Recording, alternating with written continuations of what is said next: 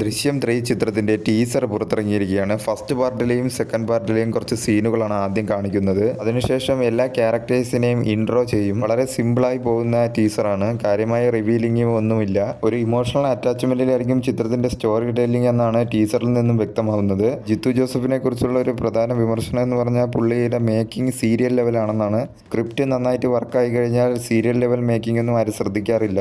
ജിത്തു ജോസഫിന്റെ കഴിഞ്ഞ 2 പടങ്ങളും തിയേറ്ററിൽ പരാജയമായിരുന്നു.